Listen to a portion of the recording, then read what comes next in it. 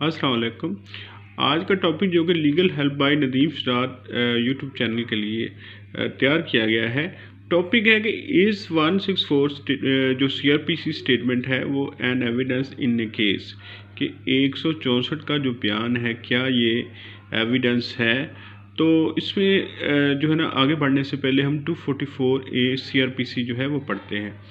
Statement made under Section 164. The statement of a witness recorded under Section 164 if it was made in the presence of accused and if he had notice of it and was given an opportunity of cross-examination, the witness may, in the discretion of the court, if such witness is produced and examined, be treated as evidence in the case for all purpose subject to the provision of 16 Evidence Act 1872 कि वो कहता है कि अगर किसी जो है ना विटनेस का बयान जो है अगर वो ड्यूली रिकॉर्डेड है और made in the presence of accused है और अक्यूज को नोटिस दिया गया है और उसको एक अपॉर्चुनिटी दी गई है कि वो इस पर क्रॉस एग्जामिनेशन करे, तो अदालत की इस्ताद में if such witness is produce and examine is treated as evidence in the case for all purpose subject to the provision of Evidence Act 1872।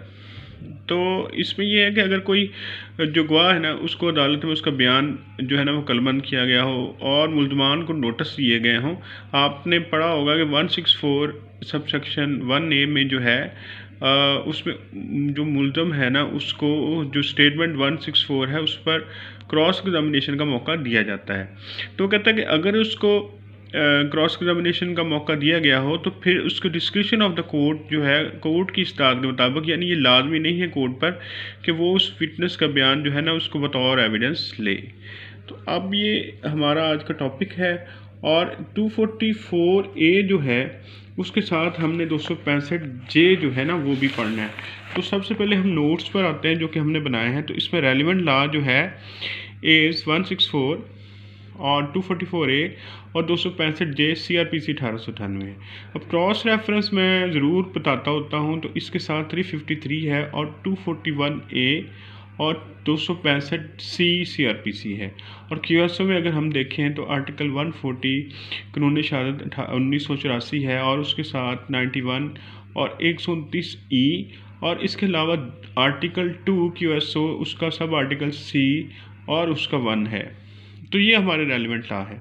लेकिन एविडेंस की तारीफ जो है वो कानून शहादत में है कि includes all statement which the court permit और requires to be made before it by witness in relation to matter. तो वो कहता है कि matter of fact under inquiry such statement are called oral evidence. तो वो ये एविडेंस की डेफिनेशन है। तो वो कहता है कि हमने पढ़ा है ना कि 244A में और 265J के भी ये अल्फाज हैं कि अगर वो उसकी रिक्वायरमेंट्स पूरी की गई हों तो अदालत उसको एविडेंस के तौर पर, जैसा कि कानून शहादत या एविडेंस एक्ट में बयान किया गया है, उसको ले सकती है। तो ये है हमारा आज का टॉपिक। एविडेंस की हमने डेफिनेशन भी पढ़ ली है। देखें 164 का जो होती है ना स्टेटमेंट, वो सब्सटेंटिव पीस ऑफ एविडेंस नहीं होती। 164 जो है ना वो is not a substantive piece of evidence.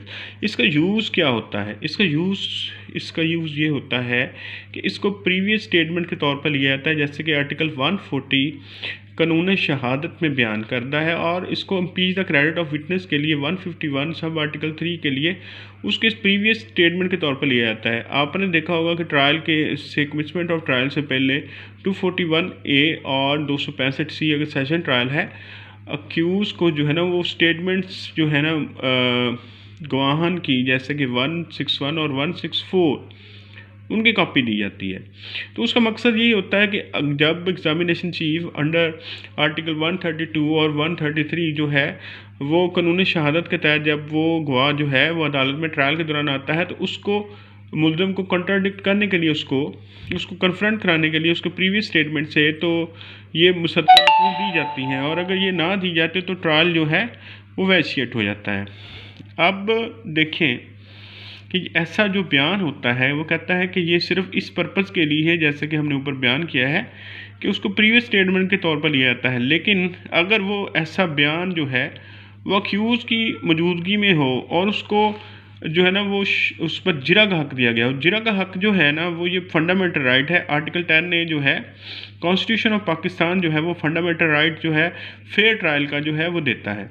तो प्रेजेंस ऑफ अक्यूज में जो है ना कोई भी एविडेंस जो है वो उसकी मौजूदगी में होगी, चाहे वो ट्रायल के दौरान हो, चाहे वो इंक्वायरी के दौरान हो, या फिर जैसा कि ये इंक्वायरी और इन्वेस्टिगेशन के दौरान 164 का बयान दिया जाता है तो उसमें भी मुल्ज़म की मौजूदगी होना ज़रूरी है। 353 हमने इसीलिए लिखा हुआ है कि 353 ये बेसिक लॉ है।